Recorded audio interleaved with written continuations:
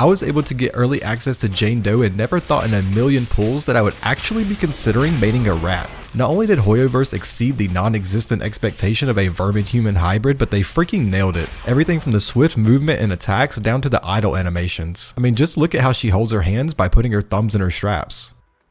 Anyways, let's go over her core passive, which is not a wall of text finally, her attacks and skills, Mindscapes and signature engine, and if you should aim for her M1 or her signature engine, team building synergy, and just keep in mind some things may change between now and the official release, so keep an eye out for any pinned comments on major changes. Jane Doe's core passive is thankfully not a wall of text and pretty easy to understand. Basically what it means is when Jane Doe attacks the enemy enters a gnawed state for 10 seconds. If you trigger assault on the enemy and they are flinched, the flinch will last an additional 5 seconds, which is subtle yet a very nice addition for crowd control, and the biggest part of this is that the assault anomaly can crit. If you don't know, by default anomalies cannot crit, but Jane Doe does allow the assault anomaly to crit, and the crit rate is a base of 40% that increases with her anomaly proficiency. The crit damage multiplier is a set 50%, so this means that the anomaly proficiency stat is going to be very important on Jane Doe to maximize crit rate and overall assault anomaly damage. The second part of her core passive increases the anomaly buildup rate by 20%, and when the enemy is already suffering from an attribute anomaly like shock or even burn in the future, the anomaly buildup is increased by another 15% when there are other anomaly agents or agents of the same faction on the team.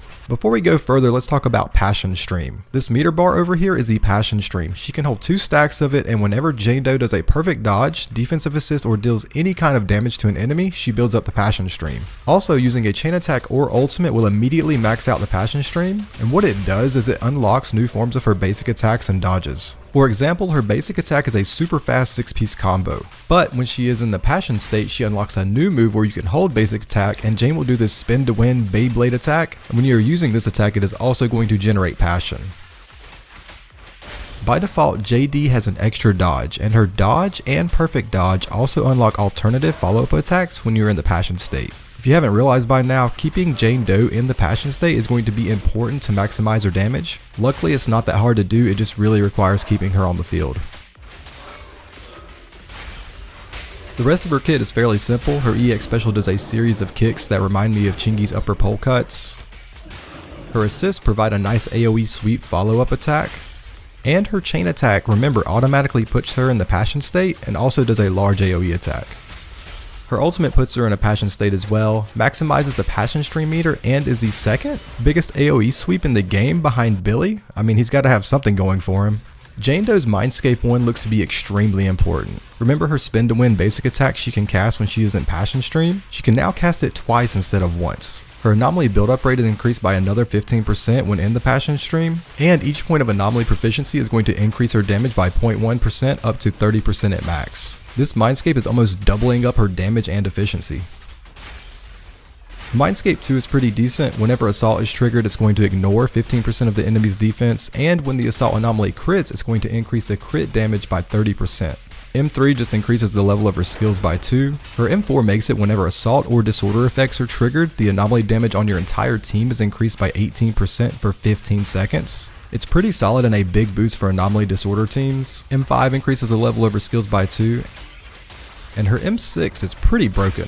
It increases her crit rate by 20% and crit damage by 40%. Not only that, but when assault is triggered by any team member, Jane enters the Passion state and gains max Passion Stream, and when the assault crits, she is going to do a follow-up attack that deals a whopping 1600% of her anomaly proficiency as physical damage. A fish can only dream. Her signature engine is Sharpened Stinger. It has an anomaly proficiency main stat and pretty much just boosts her physical damage and anomaly buildup. It only works on anomaly agents, so it's pretty useless for everyone else right now except for Jane Doe. So if you're having to decide between M1 or signature engine, I'm going to say her M1 is better, just because it's going to provide more utility for Jane Doe with the extra Beyblade attack and extra anomaly buildup, where there are still other good options for engines like Rainforest Gourmet, Electro Lip Gloss, and Roaring Ride.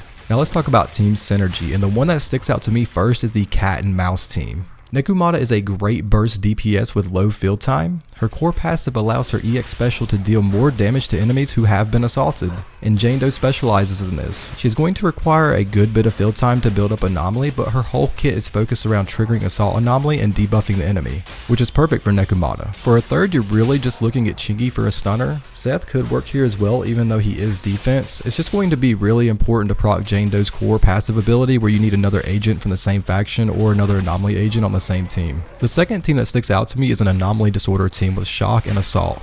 Since Jane Doe's core passive increases Anomaly buildup when the enemy is already suffering from Anomaly Disorder, Chingy is going to be a key player in this team. She is already a shock agent and will also activate Jane Doe's core passive since they share a faction. Grace is going to be the best third for this team, and it's going to be a rotation of applying shock to the enemy, getting Jane Doe on the field to apply assault, debuffs, and crowd control, and then swapping back to shock the enemy. It's a really interesting team and may have some decent alternative versions with Anton, Seth, and maybe even Rena. In summary, Jane Doe is the strongest Anomaly agent yet. Her overall kit doesn't seem too difficult. I would say the skill entry barrier is medium-low. Her M1 is very strong. Her signature engine is good, but I wouldn't call it a must-have for her. She seems like she will be best suited in an assault team with Nekomata and a disorder team with Grace. The downside is the best third for both of these teams is going to be Chingy, who is also a limited banner agent, and it might just be that most Jane Doe teams will heavily rely on Chingy. Nonetheless, Hoyo did an absolute amazing job on this character's animations, and I'm going to throw at least a couple pulls out there to see if I can get lucky. Look out for a build guide coming soon, and let me know if you're pulling for JD or skipping her. Be sure to like and subscribe, and I'll catch you in the next video.